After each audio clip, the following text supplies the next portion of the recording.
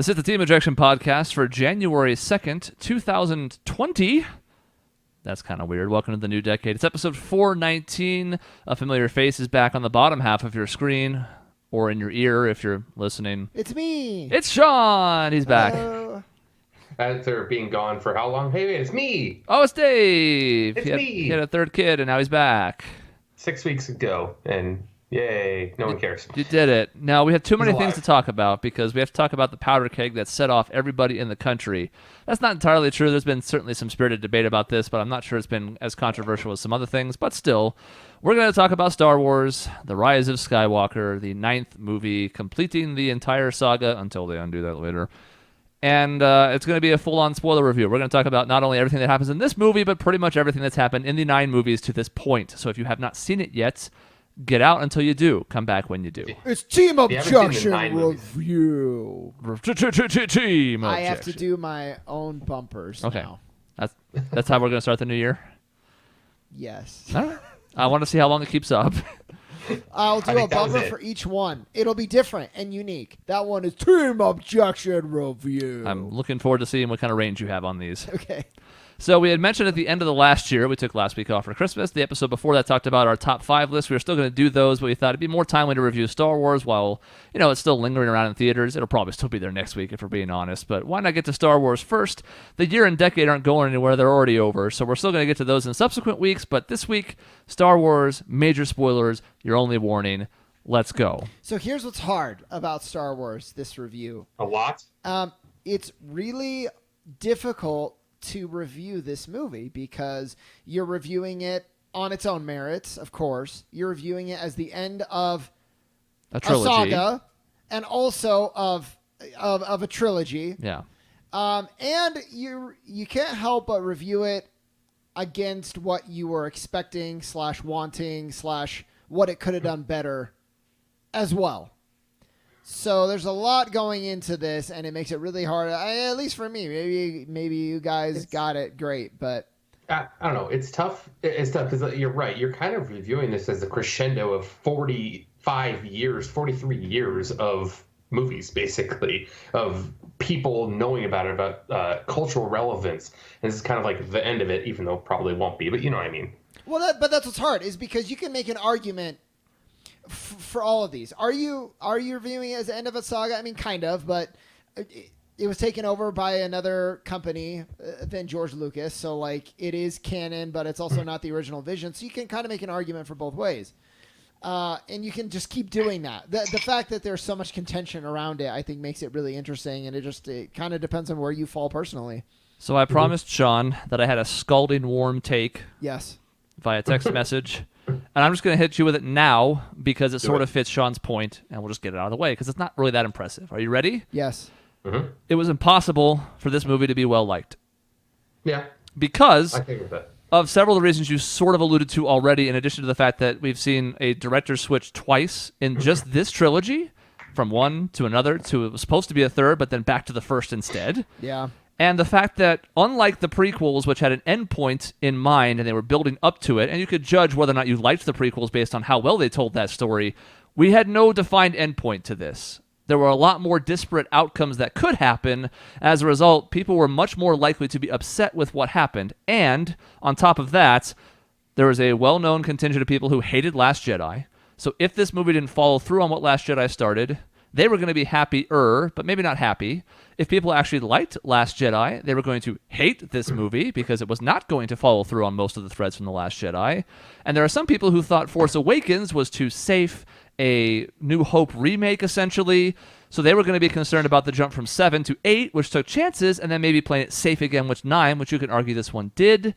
All those factors, to me, mean that there was just never a chance that this was going to be universally beloved, and I don't even think it was going to have a chance to be mostly beloved. Just so those who are listening and not watching, Dave and I kept raising our hands, sometimes raising them on the same things that Chris said, sometimes on different ones, to further illustrate that point.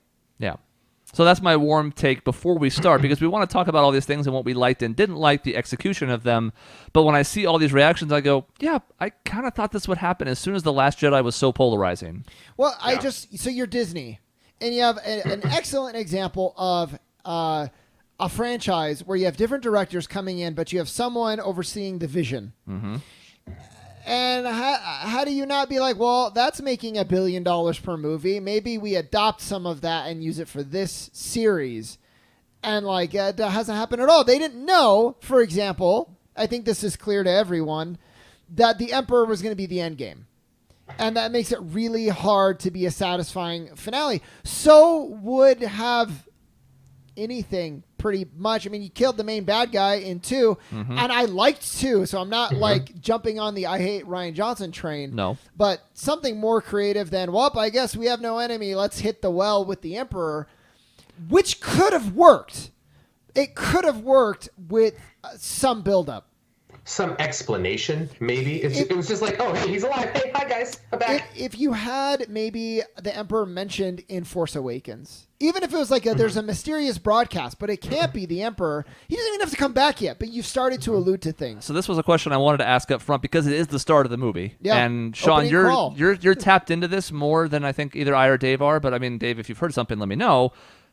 Was this supposed to have been at the end of the last movie, and they rearranged it because of Carrie Fisher's death to give her some scenes that made more sense in 3 because they weren't expecting it? Like, was that end of the... Because the Last Jedi kind of ends abruptly. There's the showdown with the badass force projection of Luke Skywalker, and it resolves, and they all escape, and she moves the rocks for them, and they fly off, and that's it. I'm not maybe looking for like a full-on Empire Strikes Back giant thing that's unresolved, but were we supposed to have teased Palpatine with some of these scenes back at the base at the end of the last movie, or no? No, based on what I know, this wasn't... They were in the writer's room, and the point of contention that's hard to nail down is, was this Kathleen Kennedy's idea and the writers were forced to adopt it, or was it something that the writers wanted? And even in talking to both parties, they kind of flip back and forth. But from what I gather, no, this was just like, well, they felt trapped in a corner.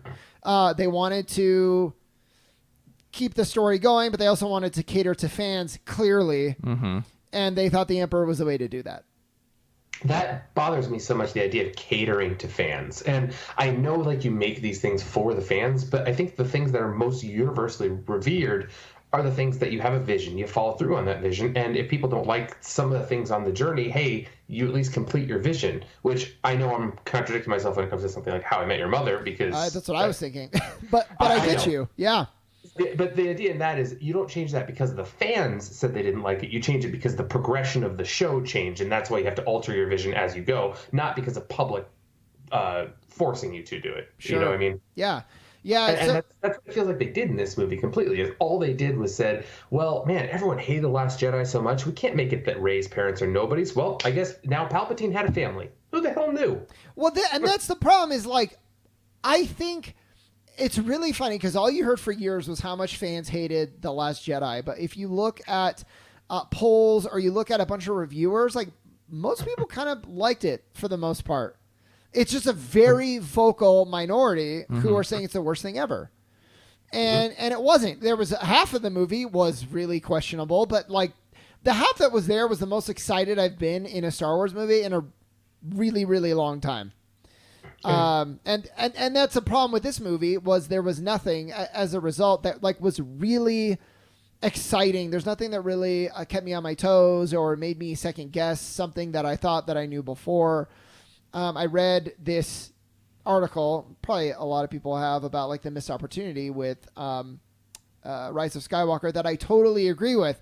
It's you had a chance to address how faulty like the Jedi Order is, and this has been cyclical for like many years in the universe, and you've addressed it in the prequel trilogy and really the original trilogy as well, and the Star Wars TV show. Is that like the Jedi Order probably is not the thing worth saving. It's flawed, and that would have been really interesting to see as a culmination of this saga. Maybe there's a new type of Order or Jedi or something that can improve the state of, you know, this cycle. We keep making mistakes from within. It's the Order itself keeps making these problems, but we're like, no, we have to protect it at all costs, and it seems really like cheap. And I don't know. They like I agreed with that. They missed an opportunity to either set out and build it the way like Luke wanted or thought it should have been, or get rid of it and move it in a new direction. Instead, they kind of did neither, and it just the end was a thud. does dying in the Force like change your mentality? Because all of 8, Luke was like, I'm not going to be a Jedi. The Jedi need to go away. Everything about the Jedi needs to end. And then in 9, he comes back as a Force ghost and stops Rey and be like, no, you have to save the Jedi. Basically, it's like, well, what I mean, the hell changed? You had the scene at the end with the tree and the burning, and Yoda kind of talked him back, and I thought that all could have really built toward this idea that. Okay, we don't need to kill the idea of the past, bury the past, that like big line in the second one, but like learn from it and adjust it. Don't repeat it either. And we didn't get that. Actually, we didn't get really anything that touched on it. That was another problem. Zero payoff from anything that happened in Last Jedi. I mean, the kid at the end of the movie with the little Force power, gone, non-existent. I mean, there was nothing that came, it felt like, from episode 8 that really got paid off in 9. It was just basically like, well, nobody liked it, so let's go in a completely different direction. It felt like they were 9 was not a movie to provide closure or like an endpoint to these arcs. It was, they felt like they had to play cleanup. Yeah, because I mean, it mentions things that happen in 8. It alludes to things, but you're right. There's not really any payoff on them. Like they mention the Holdo maneuver again as a potential option when they're going on this last-ditch attack. They bring it up like, oh, we could do that again. They're like, no, that's ridiculous. That won't work again. That's like a once-in-a-million shot. You're like, okay, well, I guess we've alluded to it, so that means we've acknowledged 8 happened, but what about all the story threads? What do we do with those? And the answer is they just get swallowed up by Palpatine. And while I love the actor who plays Palpatine, and I think he's a delight, and it's fun watching him just chew up scenery, like you said a minute ago, Dave, it's like, I don't know why this is happening. I don't know why we had to go back here. You could sort of see the seeds being planted for it. I'm not going to say I saw this coming specifically. Certainly not that Rey was a Palpatine, but just the idea that, like, as Shaun said, you killed off your villain in 8. It wasn't going to be Kylo Ren, who was the villain in 9. You could maybe see it happening, but then where's the redemption arc for him? So who else would it be but Palpatine? Yeah. Although the funny thing I remember seeing about Palpatine was I totally saw nothing but GLaDOS with Palpatine's like little arm thing carrying him down the entire movie. His crane or whatever he was attached to, exactly. Yeah. All I could see was GLaDOS and just waiting for, there will be cake. Strike me down and there will be cake. What did it matter that she was a Palpatine, I think is the issue, is like, they kind of foreshadowed like, oh, maybe she'll be pulled into like the darkness because of this lineage, but they had her be a Palpatine. It really didn't matter. And if you want to tell a story of a nobody who manages to make a difference, or someone destined for darkness, but maybe doesn't let that define them, like either is cool. Like both can work, but like you did both of them and neither satisfactorily enough. That's what I love. That's actually what I loved about Last Jedi so much was it was like everyone has this, well, you have to be part of this family. You have to be in to be a huge Force user. You have to be a Skywalker. Basically, you have to be part of that lineage to have a big effect on it. And in Last Jedi, it was basically saying, like, no, you can be anybody and make a difference. You can rise up and make a difference. And then 9 was like, no, never mind. No, you got to be special. You got to be this cool group to make a difference in the galaxy. And that's the only way you could possibly be important. I mean, I almost would have preferred that Kylo Ren was a Palpatine. Now, I know that doesn't make sense. I know we know his parents, and that would have been weird to try and retcon or something. I'm not saying that way, but in the sense of his arc, where he was like tempted from the dark side and had this manifestation in him that Luke saw, and it caused this whole hullabaloo, and then he kind of leans into it, actually works for Palpatine for a bit, and then breaks free of it, would make sense if he was actually connected to the Emperor. That would make sense because Rey is never really all that tempted by the dark side. Yes, really. She fights an evil version of herself for about 45 seconds. And yes, she looks like she might maybe kill the Emperor in that like critical scene, but nothing ever actually happens. So it's like this girl who's the granddaughter of the most evil person in the galaxy over the last hundreds of years never really is tempted by the dark side. Yeah. Well, exactly. And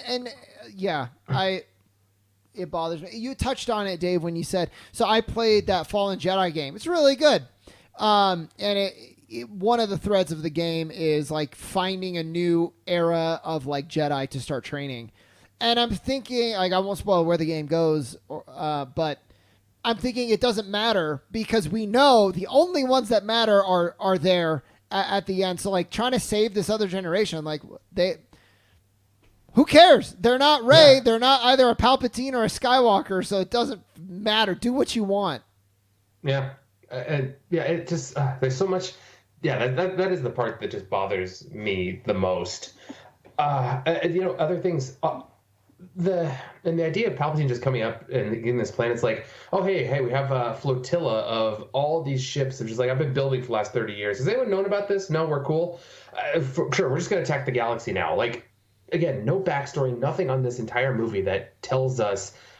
No exposition, no nothing that tells us. It's just like, oh hey, accept it. This is here. This is now a threat. It made no sense. Yeah.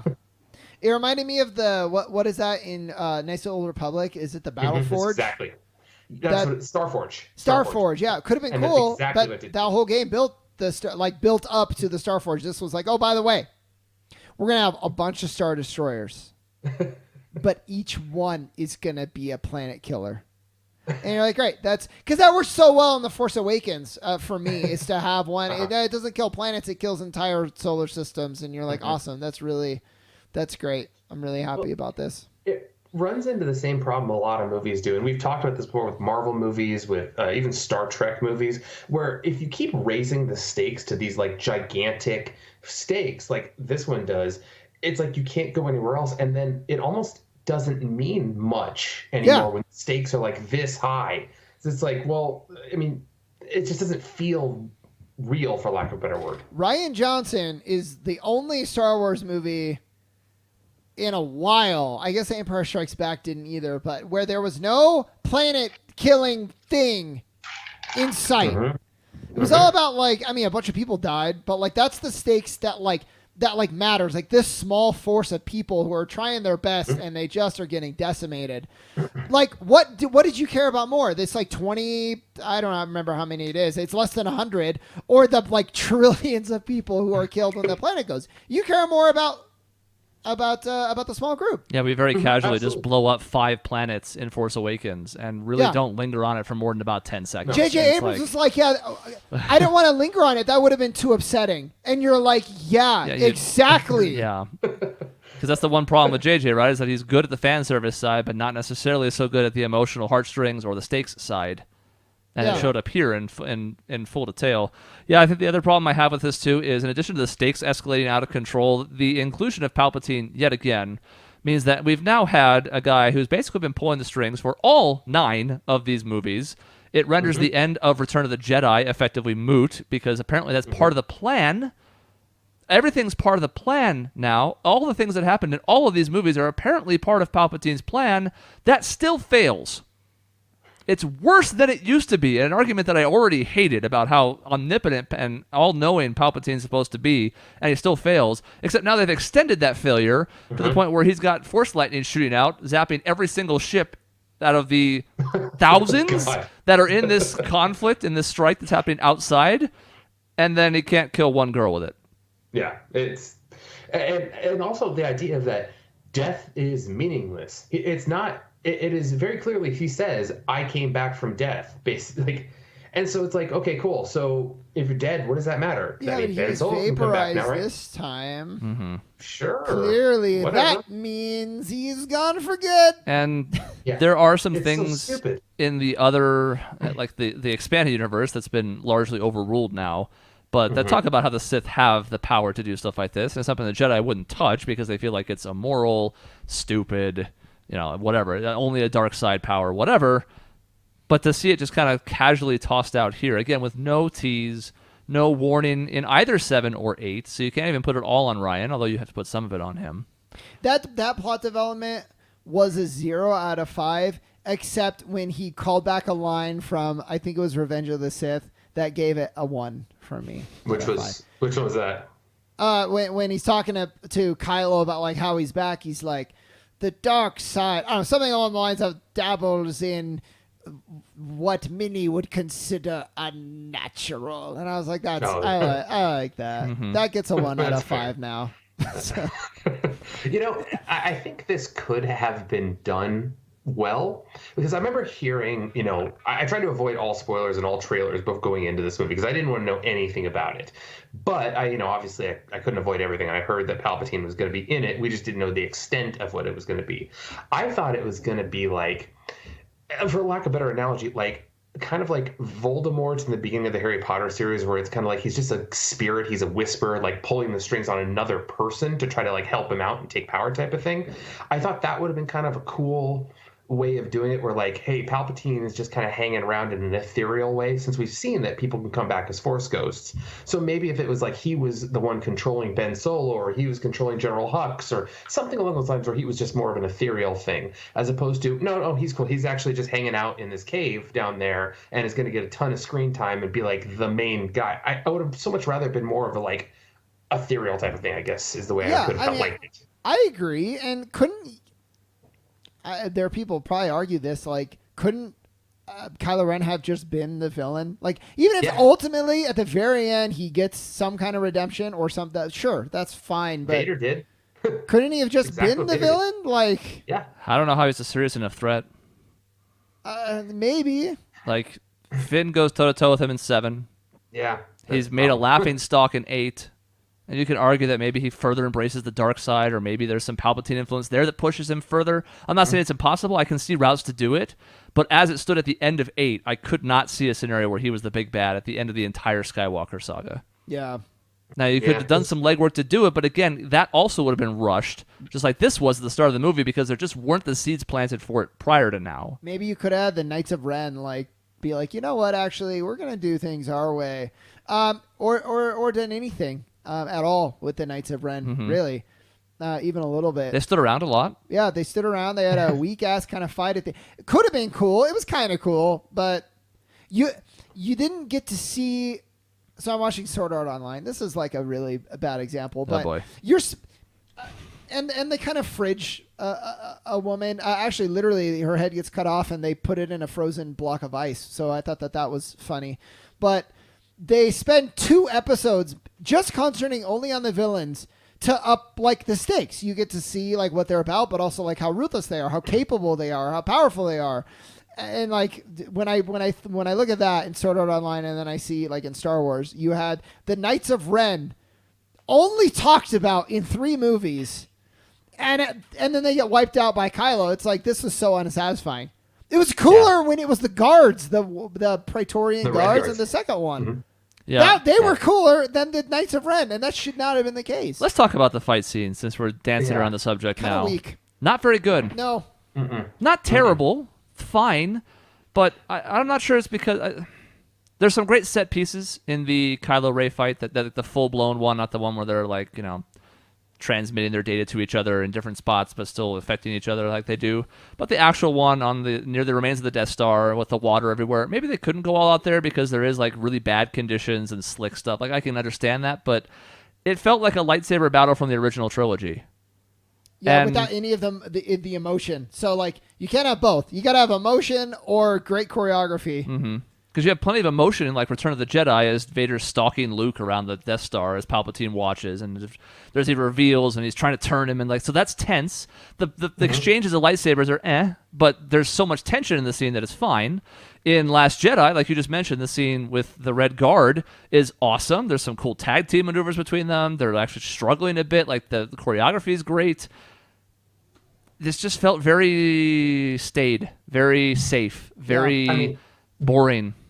They didn't even do it in a big, like, showcasey type of way like they did in Revenge of the Sith, where it's like, hey, we're going to go on this lava planet and do this big swinging, like, thing between Anakin and Obi-Wan. I mean, I don't prefer that by any means. I didn't like that lightsaber fight at all, but they didn't even have any showiness to it. It was just kind of like, it's raining. I'm sorry. We have to... You didn't like that fight at all? I mean, no, it was well choreographed. It looked cool. It was just weird in the sense of like, oh, hey, let's go jump on this tiny little log over flames. I don't know. There's just... I thought that I would have rather had an emotional fight rather than a big scene like that. What do I do? What do I do? It's the best lightsaber fight in history. No. No. It is the best lightsaber fight in history. Followed closely. There's some good lightsaber exchanges in that, but the set pieces are so stupid that it takes away from it. That's the problem. It's the best lightsaber fight in history, followed closely by Phantom Menace, that one. I have Phantom Menace above it. Which I bring up because I was reading a thing where Ewan McGregor and Liam Neeson and what's his face, the the guy for Who played Darth Maul. Yeah, Ray something. Yeah. Like, they did that so well and so fast. They actually had to use a camera trick to slow down the lightsabers because they're like, no one's going to believe that the actors did it that quickly. Yeah, and you can see other clips of like Ewan McGregor working on it, and he has legit talent in it. Like, you can tell the work paid off. But here's the problem. There's that little scene, the training sequence near the start of the movie. The action happening there is faster than any actual battle in this movie. Yeah. And it just feels like a shame. You actually touched on that. When did Leia become a full-fledged Jedi? Yeah, that was never revealed either. That was also really quickly brought up. In fact, I would argue that the first 30 minutes of this movie are a fucking train wreck. Everything is happening way too quickly. Yeah. Like, we had to make up for lost time. So now we're going to cram scenes that should be extended or given their own time to breathe. And instead, it's just going to be this really quickly in the beginning. There was a universe where some cut of the movie up until the fight in the with all the waves, wherever that was a movie. And then that was kind of near the end of that movie. And then we had another movie after that. But instead we got one just super long movie. Pacing is kind of weird. A lot of the plot decisions are weird. Yeah. So this is what we're left with. It's like it didn't get attention despite it being like one of the 5 most recognizable franchises on Earth. I think this movie, strange enough, and I never like when they do this, but would have really done well from the 2-part aspect, like they did with the final Harry Potter, like they did with the final Hunger Games type of thing, where they split the final one of something into 2 movies. Now, I know it's a trilogy and you shouldn't do that, but like I feel like this story would have been better had they done that. Yeah, I don't like it when they do that, but if you're going to tell a story over, like if you're going to cram 2 movies into one, be like, okay, well, we're not going to split it into 2. Fine, we'll just make them both into 1 movie. It's like, well, exactly. No, don't do that either. Yeah. So many problems. It's really disappointing. It's kind of weird that in such a recognizable and, I mean, beloved franchise for what people like, really 2/3 of the movies people either actively hate or have a lot of problems with. And I think it speaks to the series in general, where like the expectations might be too high from people sometimes. Yeah. But even so, like you said, a lot of people like these movies and hate several parts about them, myself included. And I don't understand how that works. I guess it's just a beloved franchise. I mean, at the end of the day, it's the most basic good versus evil tale ever, and it does an exceptional job of telling that tale. There's clearly good guys, clearly bad guys. The way they clash is interesting, engaging.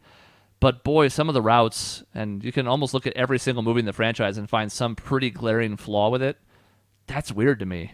I don't want to jump on like the incel train and be like Kathleen Kennedy needs to go because she made my Star Wars diverse.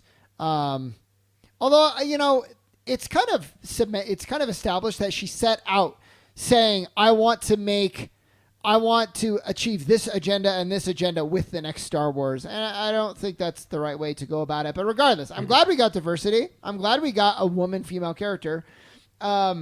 But clearly, like, she needs to go still, right? Just on merits of, look what you did over these last 3 movies, and especially, like, in this one. Like, more than anything, this one. Yeah, she's the primary thread through them since the directors kept changing. Yeah, like, no vision. You didn't have the balls to follow through with 2, which almost in hindsight makes 2 worse now, even though I liked it. I liked it quite a bit. Absolutely. If you have balls and then you completely lose your balls, you kind of never had the ball in a way. You know what I mean? It certainly undercuts it, no doubt, a lot. Yeah. But here's the thing. I am not a big George Lucas fan. I think by the time the prequels came around, he was off his A game. But at the very least, those 6 movies at least had a common thread to them. One vision that could oversee things, even though he was handing things off to different directors as well. At least there was somebody that you could go to and be like, hey, we have these other movies coming up. What are we going to do over them? Like, forget the individual ones. Those could be your own choices. But like, what's our big threads? If you're gonna buy something from the director and he's gonna give you his ideas for the 3 movies, and you're gonna say, no, we're gonna go in our own direction, it better damn well be a good direction. Or you fucked up. Right? Like that's real. It makes it even worse. It's bad enough that you made a bad trilogy, but you ignored the creator's vision. Would it have been better or worse? Like, who knows? But like, you can't ignore him and then make a terrible trilogy. That's the same thing I was saying earlier. I just don't understand how you don't write out, write out basically the outline of all of this trilogy. You know it's going to be a trilogy. Everyone knows exactly how long this is going to last and how much time in a story you have to tell this. How do you not have a good outline of how this story is going to go, and then mold it and shape it as time moves, as the characters advance, as the actors fit into roles better, or someone passes away, you got to change things around. Like, that's kind of the way I figured they'd go about it, and they just kind of. This last one was just like, no, this one, no, this isn't part of the outline we had. We're just going to redo the whole thing. So here's the problem. You're right, but this is a franchise that was built on such tenuous relationships between films, because Lucas has admitted Anakin Skywalker was not originally Luke's father, and Leia was not originally his sister, which is why they kissed like 3 times over 2 movies. So they changed up the game between those to better suit the story. Now, maybe that was a creative decision, but that goes back to the series' roots, being like, you know what? Let's make it his father. Why not? It'll be fun. Let's try it and see what happens. And it worked. It was a great decision. It's one of the pinnacle moments of film. But but like, you're right. But even then, it was like, okay, in 2, he's his father, and in 3, he's his father. Although I will point out to everybody, the Emperor also did not show up until 3 in the original trilogy. So for what that's worth, but. You saw a vision of him, I think, in Empire Strikes Back, like a hologram or something. I think that was about all you got. Oh, okay. Well, it's better than what we got here. Yeah, because there's Vader has a conversation with him in a room. Yes. And, yeah. Yes. So, but again, see, you didn't need much in 8 to tease 9. There's an example of it from 5 to 6. Yeah. Exactly. But like in 5 and 6, they didn't do actually Vader is Han's father instead, or like something weird. It's like they maintained their decisions even if it wasn't necessarily originally their plan. Yeah. So yeah, it was bad. There was some cool stuff. Rey and Kylo continue to be by far the best part of these movies. These would actually, I think, be I'm not happy with a lot of the decisions that they made, but like it was a okay to good movie, I think still. Sure. We would have had legitimately bad movies in, I want to say, like, 7 and 9, if it wasn't for that dynamic. Like, I would have been like, what am I sitting through? This is horrible. I want to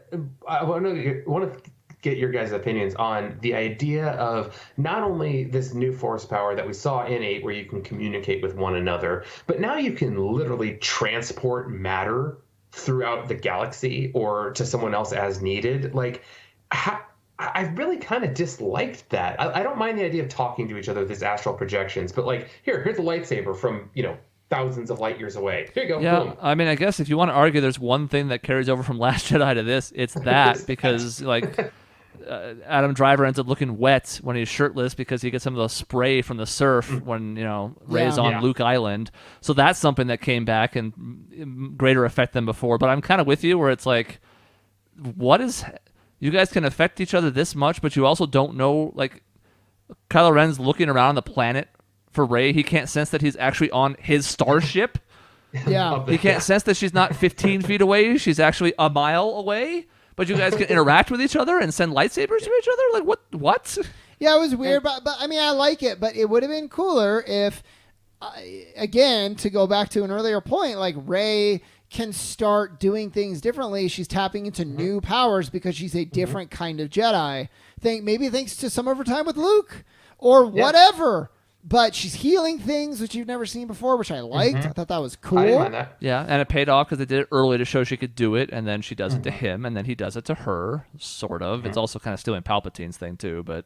I mean, in Fallen Order, there's a power. I don't know if you've seen it before, but it's cool. Like, if he touches something, he knows the history of the item and all the people that it came into contact with. I'm like, I'm all for the Force utilizing cool, specific powers rather than, like... It's a push. It's a pull. It's a choke. We're going to choke him. Yeah. So I thought that was cool, but without the extra step to justify, like, why is this a thing now? Yeah, and do we know? No. Why are Kylo Ren and Rey so connected? They just have such a connection. Well, they touched on it a little bit. So here's what's confusing. Again, not following through from 8. They alluded that Snoke was the one pulling the strings on that he was the reason why they could talk to each other over the stretch of the galaxy. But then he dies and they can still do it. So that alludes that Palpatine's the one doing it. But then in this movie, Kylo Ren says that, no, we're a force duality or something like that. And we're just connected. Like, that's just how it is. Yeah, and So, I mean, Palpatine has that that. throwaway line towards the beginning about, like, I was the one behind all of Snoke's machinations. It's like, Yeah. I guess, but no. We didn't need it. No one was like, why is Kylo Ren hearing Darth Vader's call? It's like we didn't need this justification. It was fine the way that it was. And it's funny because the villains in these movies, all three of them, just kind of keep disappearing. Yeah. It's pretty much just Kylo Ren in the first movie, kind of. But there's like the whatchamacallit, the other stormtrooper, Phasma. Oh, yeah. Captain Phasma, which was just useless. Horrible. Useless.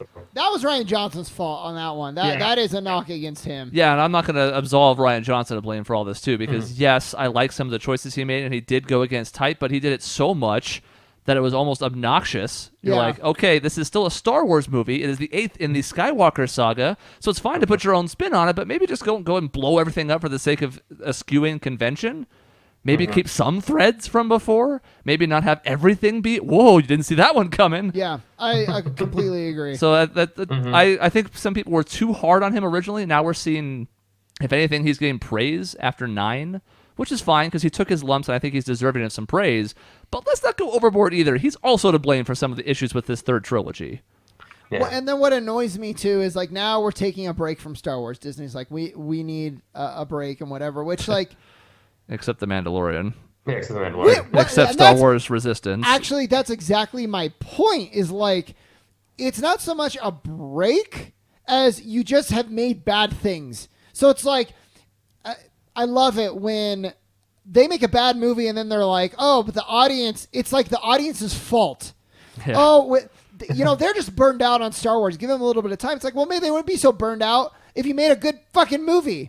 And, you see that with like Marvel. Everybody's like, when's the Marvel bubble going to burst? And I'm like, it's going to burst when they start making bad Marvel films. And that's could be it. Because they ended their entire 21 film phase. And guess what? Black Widow comes out in 4 months as we go into the next phase because they're all popular and because they have tons of new ideas still that they're interested in and because they're well received and enjoyable and people like them. So there's no audience fatigue there because they're enjoying the product. Yeah. It's not the audience's fault if you put out a shitty product. And you know how I also know this is true? Because Clone Wars was good, because Rebels was good, because Resistance, I haven't seen any of it, but I've heard it's good, and I haven't seen Mandalorian yet. I want to watch it now that the season's over, but it's being well regarded. Yeah. We can tell good Star Wars stories this decade. We absolutely can. And that's what's so funny. Is like Solo was very mediocre. Rogue and it's One. like, wow, audiences are just fatigued. It's like, no, the thing is, you're going to tell me Baby Yoda fever is because the audience is fatigued with Star Wars? Like, no, just make good shit. And I know that's not, so easy. Well, like, it's reductive, but it's still easier said than true. done. Yeah. Yeah, it's at a core, it's still true. I mean, this is the danger, and it sort of alludes to what we talked about earlier with, like, you can't always just listen to fans on everything. You have to stay true to your original vision, but you also can't be tone deaf to it. You should be making things your fans enjoy. That's true. And also, you have to have an original vision, I think. And that's what's made this clear, too, is like, shoot him from the hip. Every movie, episode 9, when did episode 7 come out? Like 6 years ago? 5 years ago. 5 years ago. 5 years ago, yeah. 4 years ago, yeah. Not having any clue, clearly, what episode 9 was going to look like. That's a problem. That's a huge problem. How do you go into this whole saga, which is 3 trilogies, very distinct picture, very distinct films, very distinct stories in 3 movie sets? How do you not have this all together? Yeah. We kind of keep rehashing it, but yeah, it makes no sense. So, I mean, like, what did I like? Most of the Kylo Ray stuff, they kissed at the end. I was like, you know what? That's fine. That's fine. It's fine. It's fine. You're right, but... And then he died. And I was disappointed because I was like, doesn't this kid get, like, any sort of happiness? But then I was like, oh, wait, he, like, genocided the entire resistance. Is he just going to walk back hand in hand with... No, like, he had to die. It makes sense. So that was fine. He got his redemption. Han Solo came back. Oh, that was cool. The Leia stuff did not work. There's a radio station here where like very clearly they have artists just like talking about their like CD, but for whatever reason they feel like they need to intersperse this dialogue with like questions that are clearly after the fact. And this felt so much like that. Like Leia clearly had some dialogue in 1 or in 7. And they just kind of like tried to make it work, but it felt so stilted and awkward. And if that had been like the one thing that didn't really carry over from 8 to 9, I'd be like, yep, that totally makes sense. She died. Yeah. It was not planned. You had to scramble. No problem. But it's the other laundry list of issues that it's like, well, this just now stacks on top of it. And it also took out Rose. I don't really care about Rose, but the fact remains she was basically non-existent in this movie because she was tied to Leia, who was also non-existent in this movie. Yeah, but if you didn't want to eliminate Rose, why are you tying her to I don't. That didn't make sense. It was clearly people hate Rose, and we need to get her out of here. Which is again like that's folding over to this minority. Mm-hmm.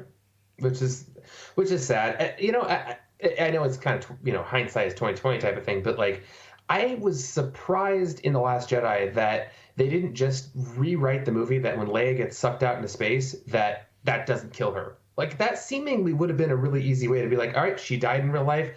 Let's just change this. So now Holdo is here. You have to be sensitive, though. Like, because she died, you're like, yeah, she just gets blasted out. And it's kind of like... You could have redone it in a nicer way, but still...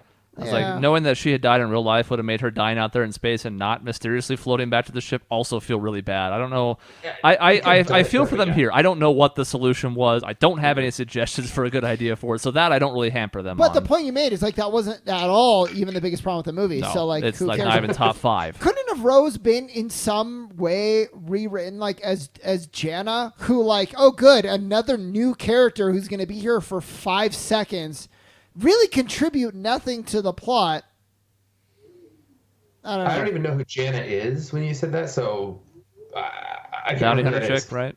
Is that who that was? Okay, Is that so I her? don't even remember her name. She was I think it was Janna. I don't really remember. I was gonna bring up the new characters at some point. I have no idea what any of their names were. And I feel like an asshole. And this is me. I've been pushed to be here. It felt like Janna was like, okay, we have the diversity checkbox here. We were able to check it off. It's like, did she bring anything to the plot? Did she bring anything to the characters? Like, no, not at all. And you could have just had Rose in there, who was relevant to the plot, still does this diversity checkmark, which is great and important. Like, it's good to have that in there. But, like, again, it didn't really serve anything. And you could say I'm an asshole. That's fine. But, like, that's really this character who is out of nowhere felt not relevant to the plot at all for me.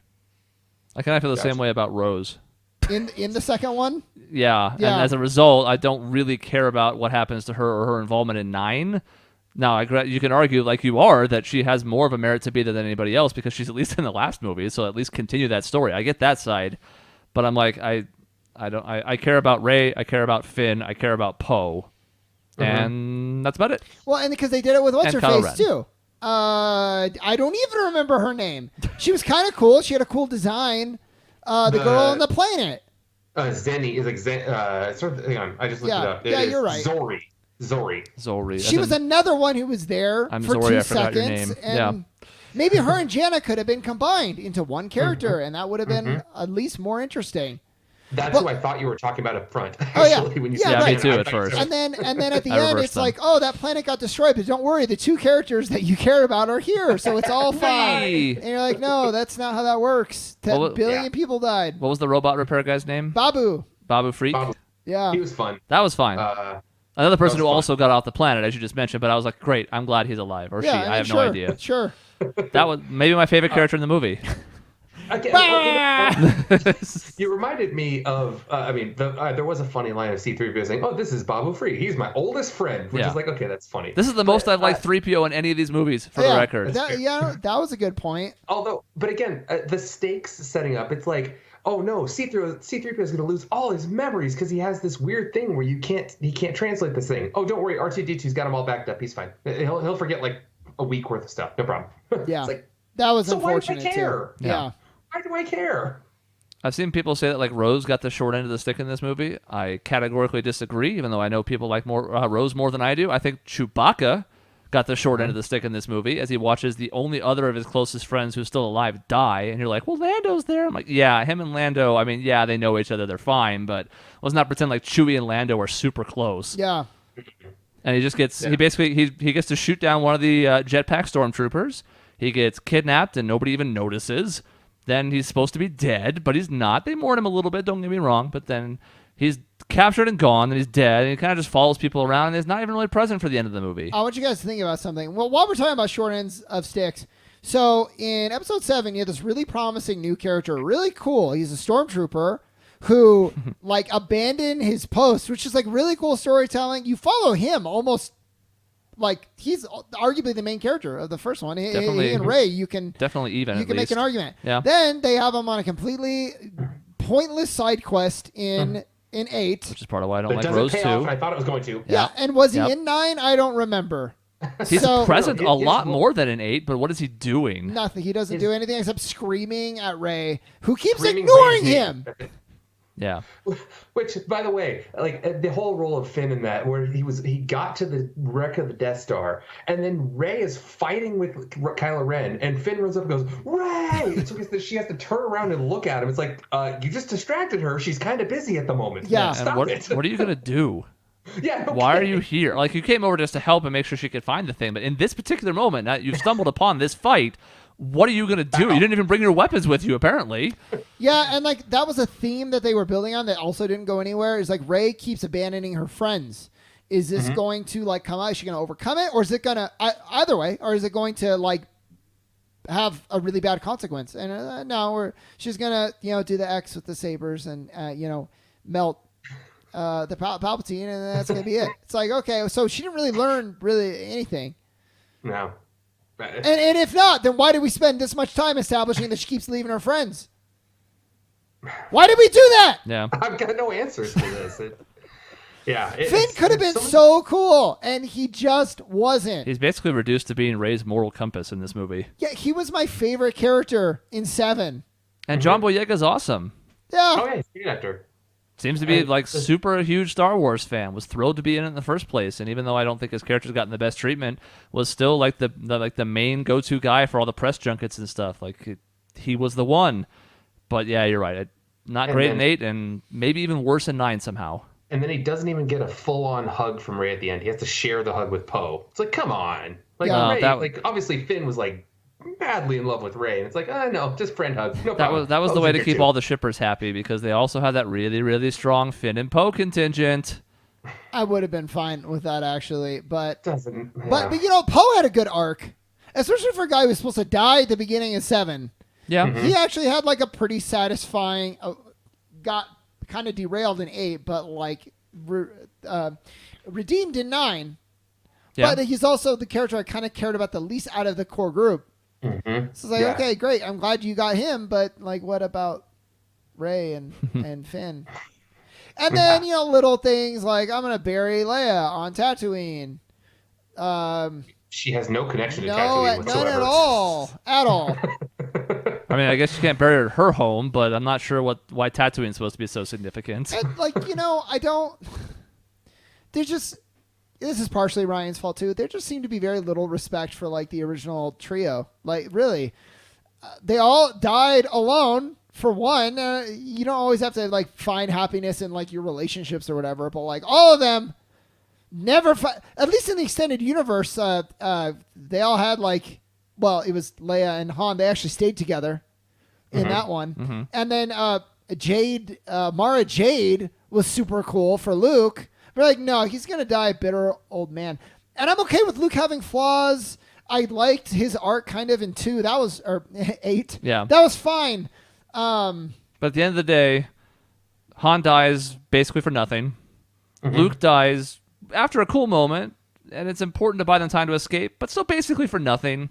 And Leia dies basically for nothing. Now, I know it's the pivotal thing that lets Rey get the strike in that kills him, and then she brings him back to life. I understand that.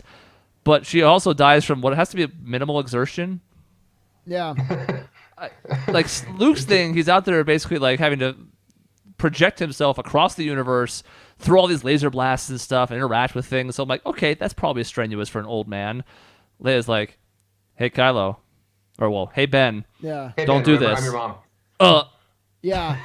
You're like, Yeah. And you know what? It also 9 kind of renders Luke's death not pointless, but they didn't expound on how important it was that this small group was able to build the resistance. Clearly they did, I guess, because they're there still. But there was nothing about Dave, like you mentioned with the kid. Mm-hmm. That wasn't even symbolically. Like, you didn't have to literally go get that kid, but you can say, oh, because of that sacrifice and because of how they made it off that planet alive and the actions of Luke, they were able to build and really expound upon this resistance. No, it was basically just like- Billy D. Williams.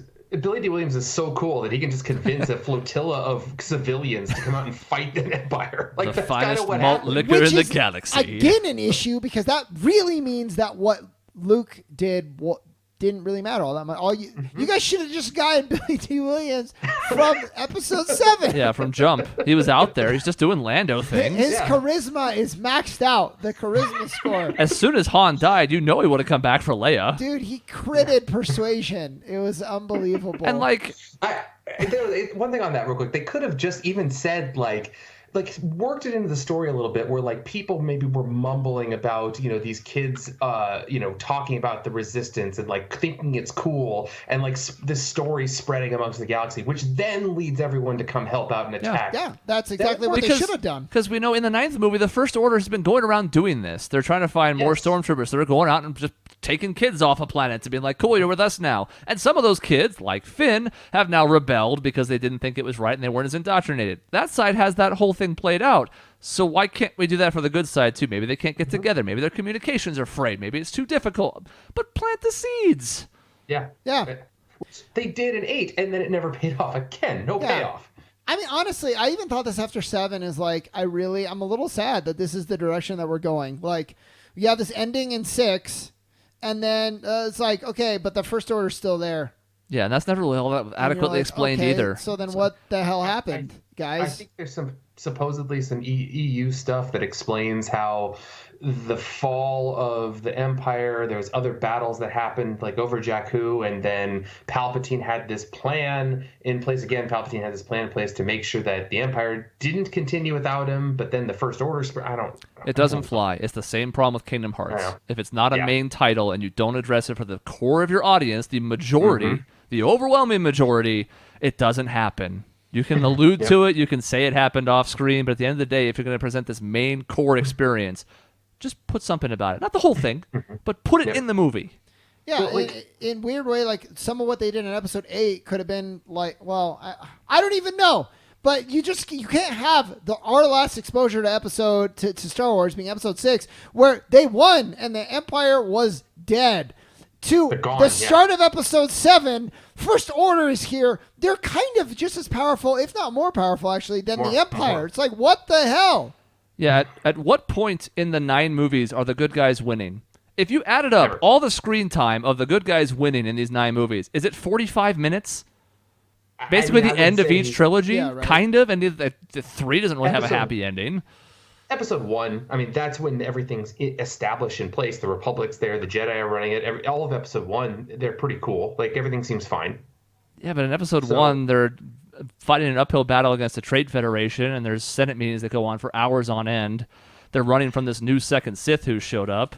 Qui-Gon Yeah. dies. Yeah, episode 1, there was a little bit of and then episode 4, like kind of. They didn't win, but they at least got to celebrate. At the very end. They knocked But before yeah. that, it's insurmountable odds. It's a 1 in Yeah. a million shot that it takes to get that to happen. And they're like, you know what was good about that 1 in a million shot? Let's take those odds and make them exponentially worse. Yeah. Here's 7,000 Star Destroyers. How are we going to overcome this? The only person who's powerful enough to do is Palpatine because he can electrocute everything. Yeah. Yeah. So it's a stakes problem, like we mentioned before. And then you do an insurmountable thing of, if you kill me, that's what I want, because That's then what I want. Yeah. and then 3 minutes later she finds a way to have him kill himself. And you're like, okay, well, Yeah, you're like, Palpatine, I guess you guys figured it out. just stop shooting the lightning. Remember when you chucked Kylo Ren off that cliff with that worked great. He didn't come back till the very end, and he still died. Yeah. Which, by the way, how does he come back in that? Does he, like, force propel himself back after That's getting a force propelled? great Don't ask that question. It's a great question. We don't know much about the topography of the unknown regions, Dave, just like we don't know why they could escape the censors of every single thing in the existence of the universe until that moment. See, I'd still love a Knights of the Old Republic movie, but under this leadership, I'm like, maybe wait until Kevin Feige takes over Star Wars too. Let Dave Filoni do it.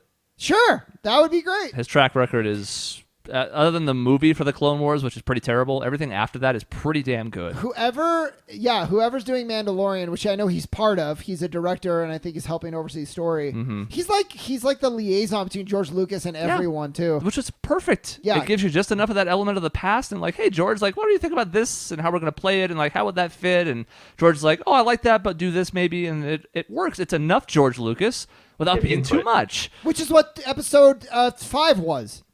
Episode 4 and 5, really. I mean, I've seen videos of how editing saved episode 4, basically. And then episode 5 is a different director entirely. So exactly. It's like George Lucas, you're the idea guy. Yeah. And then Disney was like, no, actually, you're a nothing guy. It's like, all right, well, see you later, George. All righty, let's give it a score. Jesus Christ. This is tough because I enjoyed it. I was entertained, but how good is the movie? I'll just give you a score up front. I'm not even going to give you a big summary for it because we've talked it to death at this point, the positives and the negatives. I'm going to give it a 6. I'm stunned that I'm that much lower than The Last Jedi because I have significant problems with The Last Jedi, and yet I'd still give this about 2 points lower than it. It's not terrible. I don't hate it. I was entertained. There are some good moments. The comedy is maybe the best in the Star Wars series. It's up there for sure. Yeah, it's funny. Any higher than that just feels like I'm betraying all the things I dislike about this movie. Mm-hmm. I will say, things I liked on it when just that one scene where Rey cuts Kylo Ren's ship flying at him, like the choreography of her jumping over the ship with the Force, slicing it with the lightsaber. That was just cool. Well done. Never really seen something like that in Star Wars before. I wish it hadn't been in the trailer. Yeah. I didn't know that. And it worked better in the movie. The trailer, it looks awful in the trailer. So dumb. Yeah. In the movie, it was cool. So actually, that's interesting that you say it that way, Dave, because we saw the trailer and we went, yeah. But not having seen it, it was a cool moment. Yeah, exactly. And that's partially why I avoid trailers. Yeah. Honestly, I am giving one extra full point for the fact that Chewie got his medal. I almost want to reduce it a half point for that, but I kind of like it and I kind of don't. I'm torn. I'm like, okay, here's a medal, Chewie. All your friends are dead. I know, but it was, it was more of I liked it just for okay, I get it. Like, okay, because nobody else around me seemed to understand it. Yeah, it's a good nod to the original trilogy. It's good. Yeah. But the more I've thought about this movie, the less I like it. So honestly, I think I am rating this I would rate it as a 4, but I'm giving it a 5 for Chewie's medal. 5, that's pretty harsh. I thought my 6 might be the lowest. That's borderline. That's bad movie. Really, and it is. And honestly, a lot of it just comes from the fact of just no explanation. Palpatine coming out of nowhere. And it's just like, I don't feel like I could ever get into this movie because I had so many why? Like, where did this come from? And how did you decide this? And cool, this guy's dead. And now he's back, and it's no problem. So, 5. I'm going to say 6.5. I was going to say 6.5 for you. Damn. Yeah. I think 6.5. It's hard because I think I originally rated Force Awakens a little higher. And now that the trilogy's over, a lot of the big questions I had about Force Awakens were not really addressed or addressed in a bad way.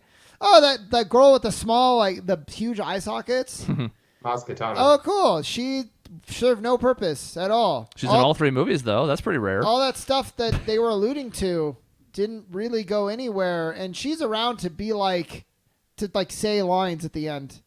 Mm-hmm.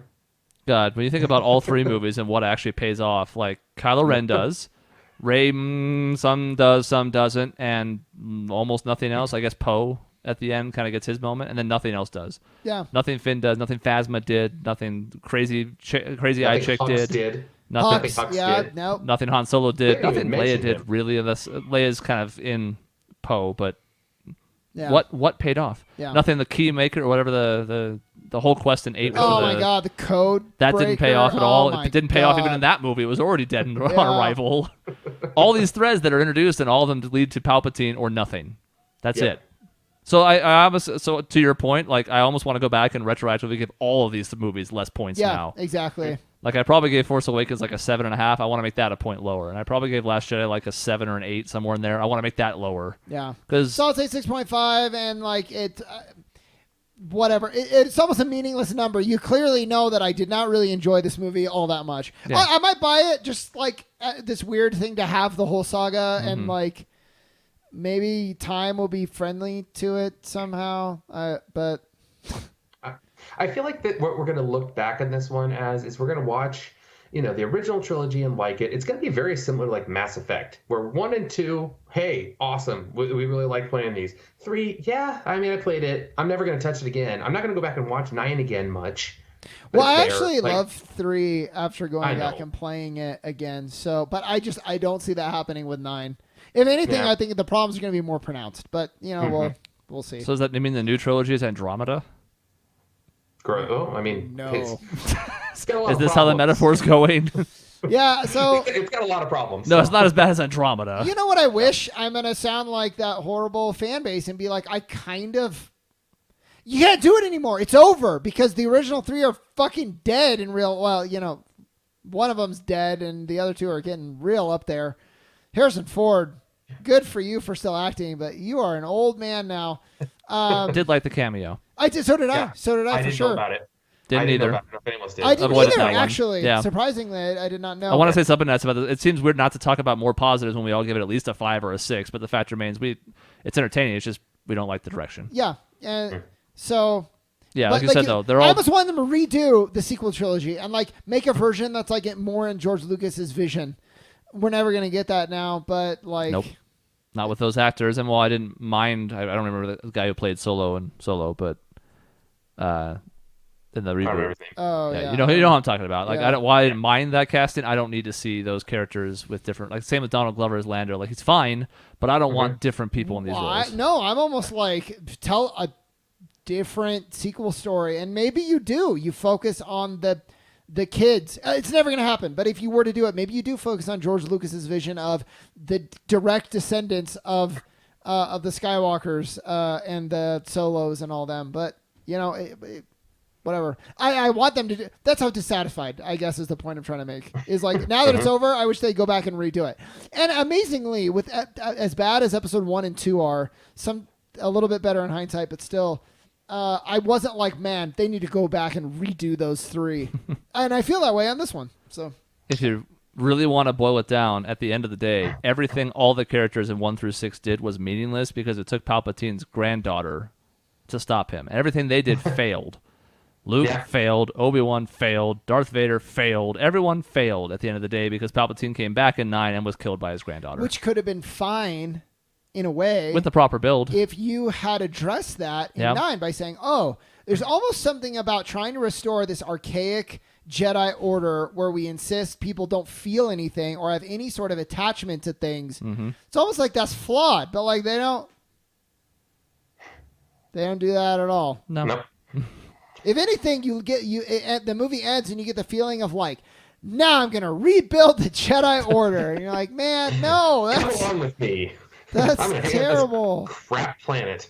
All right, well, that is our review for Rise of Skywalker. I feel dirty. Also, a bad title. Yeah. Awful. Who is the Skywalker? I know she I says guess it's her last name at the end, and I know Kylo Ren is technically a Skywalker descendant, but... In the article I read, they were thinking it'd be cool if like Skywalker was the new name for like the gray Jedi, like this new way of doing things. Yeah, well, the old version of the expanded universe already did because Luke was the biggest proponent of it. Yeah. He was like, this isn't working. I'm just going to do what I want. He's already kind of doing it in Return of the Jedi. He's like, yeah, I'm going to use these powers to get stuff that I need done because these people were bad. And I don't care if what I'm doing is a little bad. And they just abandoned that whole thing. It's all dust now. Anyways, that's the end of this episode. Thank you for tuning in. Hope you enjoyed our review as much as we sort of enjoyed Rise of Skywalker. So I guess enjoyed it more. I don't know. Yeah. Halfway. Yeah, it doesn't matter. In between episodes, you can find us at our website, objectionnetwork.com, on social media at Team Objection, on youtube.com/Objection Network for new videos 7 days a week, and finally send emails to the show to objectionnetwork@gmail.com. See you next time.